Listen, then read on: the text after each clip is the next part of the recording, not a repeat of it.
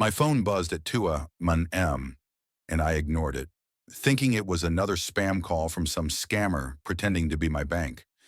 Then I saw a notification from my daughter Lily's phone, mirrored to mine by that parental app I installed years ago and forgot about. Meet me at the pier, midnight. Bring the cash. It read, from someone named Jay. My heart stopped. Lily, my 16-year-old who still cried watching Pixar movies, was planning something big, something secret, something that made my stomach churn like I'd swallowed glass. I sat up in bed, the glow of my phone casting shadows across the room, and scrolled through her messages, each one a dagger to my trust. Lily had always been my anchor. After her mom left us when she was 6, it was just me and her against the world. I worked double shifts at the auto shop to keep her in school, in clothes and dreams. She was the kid who'd leave me post-it notes with smiley faces, who'd beg me to braid her hair even though I was terrible at it. But lately, she'd been distant earbuds in, door locked, eyes avoiding mine. I thought it was just teenage rebellion, nothing a good talk couldn't fix.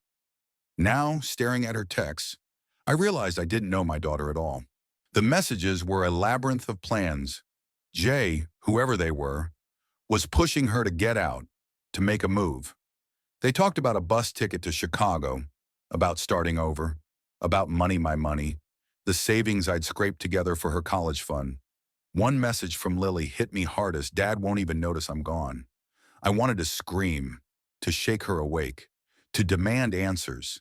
Instead, I cut her phone service right then, my fingers trembling as I logged into the carrier's app. If she was planning to run, she'd have to face me first. Morning came, and Lily shuffled into the kitchen, her hoodie pulled tight like armor.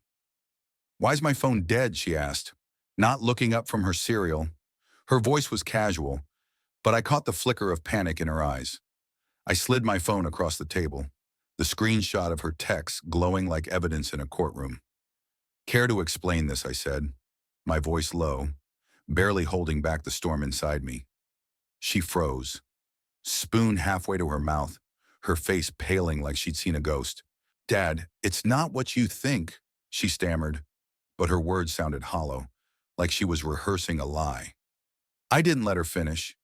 "You're planning to run away, Lily, with some kid named Jay, with my money, to Chicago." "What the hell is going on?" My voice cracked, and I hated it, hated how it betrayed the fear clawing at my chest. She looked away, her jaw tight, and for the first time, I saw not my little girl but a stranger who'd been living under my roof. She finally spoke, her voice barely above a whisper. "Jay's my friend. Dad. He's in trouble. His dad's a monster. Hits him. Worse than you can imagine.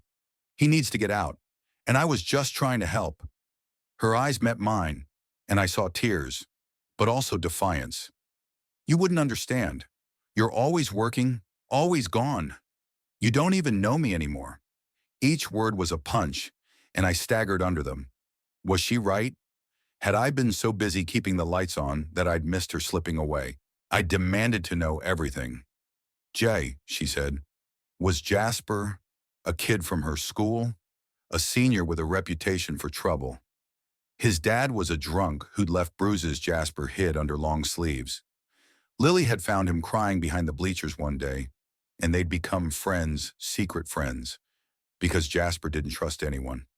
They'd been planning to run to Chicago, where Jasper's aunt lived, someone who'd promised to take him in. Lily had been sneaking money from her allowance, even pocketing some of my loose change to help him buy a bus ticket. The plan was for her to go with him, just to make sure he was safe, then come back. I wasn't running away. "Dad," she said, her voice breaking, I couldn't let him go alone." I didn't know whether to hug her or ground her for life.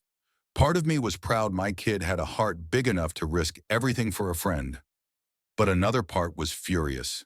She'd lied, stolen, planned this behind my back. And what if she'd gotten hurt? Chicago wasn't a fairy tale. It was a city that could swallow a kid whole.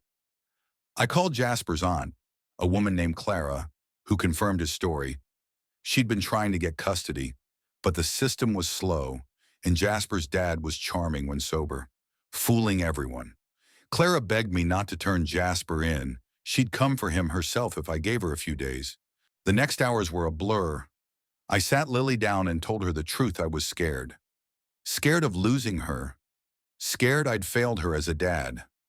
She cried, and for the first time in months, she hugged me, her face buried in my shirt like she was 6 again. We made a deal: no more secrets. No more plans without me. I unblocked her phone but kept the app active, not to spy, but to trust her to talk to me. Jasper came over that night, a skinny kid with haunted eyes and a backpack stuffed with his life. I didn't know if I could trust him, but I trusted Lily's heart. Clara arrived 2 days later, a no-nonsense woman with a warm smile and a lawyer on speed dial. Jasper left with her, and Lily watched the car disappear down the street, her hand gripping mine so tight it hurt. I thought about how close I'd come to losing her, not to Chicago, but to the silence that had grown between us. I'd been so focused on providing, I'd forgotten to listen. That night, I cooked her favorite meal, burnt mac and cheese, because I'm a terrible cook, and we talked, really talked, about school, about Jasper, about the post-it notes she'd stopped leaving. She admitted she'd felt alone, like I was more boss than dad. I promised to do better. Weeks later, Jasper sent a letter. He was safe, living with Clara, going to therapy. He thanked Lily, called her his hero. I framed it, hung it in her room, a reminder of her courage and my wake-up call. I still check the parental app sometimes, but not because I don't trust her. It's because I'm learning to know her again, one message at a time. What would you have done? Was I right to cut off her phone, to confront her like that? Or should I have trusted her sooner? Should Lily have told me from the start? Or was she right to protect Jasper's secret? Share your thoughts. There's no easy answer here. Entity